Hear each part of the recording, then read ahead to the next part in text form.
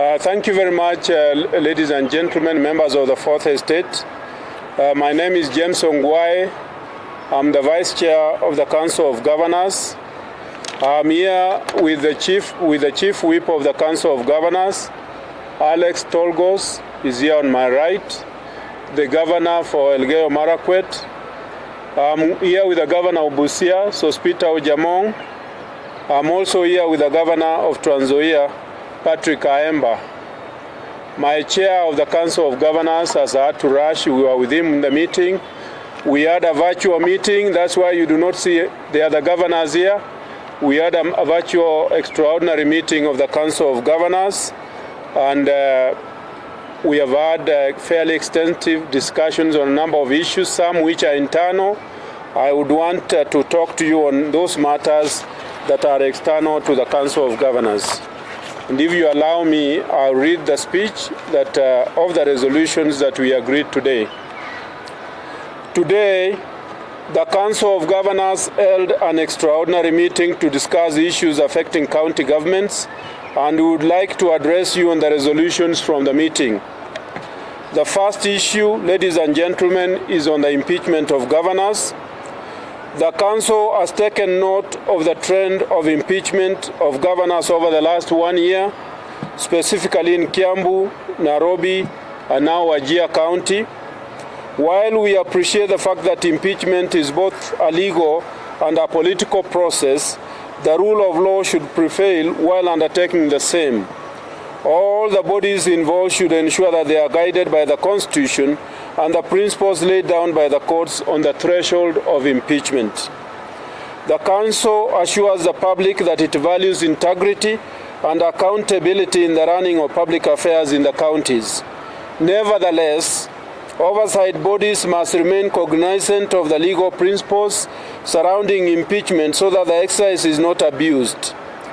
The Council shall engage relevant institutions with a view to streamlining court pronouncements with the law so that the impeachment process can be anchored in legitimacy and impartiality. The second issue is the approval of National Hospital Insurance on gazettement of county health facilities. The Council has had previous discussions with the Ministry of Health on the NHIF cover as part of the UHC agenda, specifically refunds to the county health facilities, which was low and sometimes non-existent. An agreement was reached with the Ministry of Health and NHIF on this matter. In this regard, county governments have reviewed the list of NHIF contracted health facilities with a view to verify that indeed they are county facilities, as well as updating the existing list to include new facilities which were unlisted within NHIF. These facilities will be instrumental in the implementation of universal health coverage. The list of health facilities from the counties will be forwarded to the NHIF to ensure that they are contracted in the exercise that is set to begin on 1st July 2021. Third, provision of ARVs to counties. Over the past 20 years, HIV commodities have significantly been supported by the US government and the Global Fund. These commodities like ARVs, laboratory consumables, reagents, and HIV testing kits have been supplied over the period. There is a likelihood of looming shortage of these commodities from 1st July 2021, posing a potential crisis in continuity of HIV care and treatment of 1.1 million Kenyans living with HIV. This therefore means that their health will be compromised and they risk dying due to increased HIV-related infections and massive drug resistance. As a matter of urgency, we call upon the Ministry of Health and USAID to immediately procure a third-party agent to handle the warehousing and distribution of the health commodities that are stuck at the port of Mombasa. Further, they are to distribute the commodities to all the county facilities before 20th June 2021. In the long run, both the national government and the county governments should have a candid conversation around how the country can move towards self-reliance in the purchase of HIV and TB drugs. In the long term, both levels of government need to discuss sustainable HIV interventions and how we can reduce dependence on donors on such critical matters. We need to look internally and begin to rely on ourselves in the procurement of these critical commodities. We assure the public of the Council's commitment to support the devolution. Asante sana. Thank you very much, ladies and gentlemen. Those were the issues that we discussed that were external to the Council of Governors, and I would allow you, if anybody has any questions to ask, those questions can be replied either by myself or the colleagues who are around. Yes, please.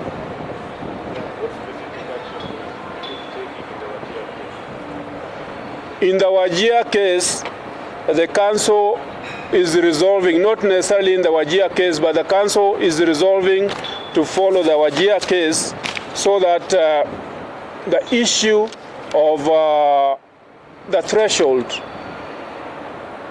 comes out clearly, because what we are seeing over the period is the threshold for governors is becoming lower and lower and lower for impeachment of governors.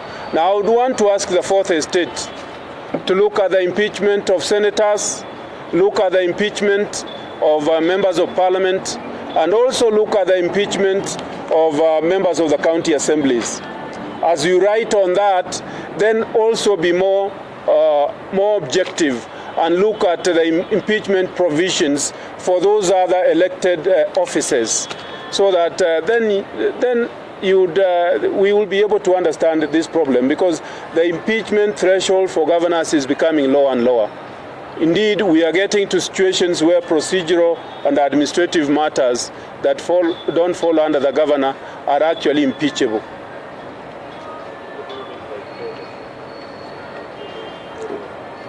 Yes, I can't hear you. Say that you will follow the Wajir. What do you mean by what? Follow. By following, it means that we are actually going to be enjoined. We have passed a resolution in council that we are going to be enjoined in this case.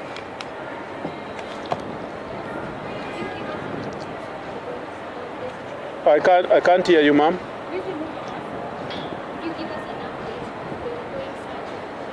Of what?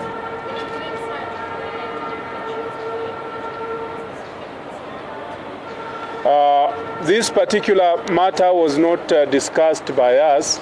I think it is an issue that we agreed that we are discussing in the next meeting that we are having next week. It's going to be a substantive item of agenda, and at that particular moment in time we will give a press statement on it, because we are having a meeting next week.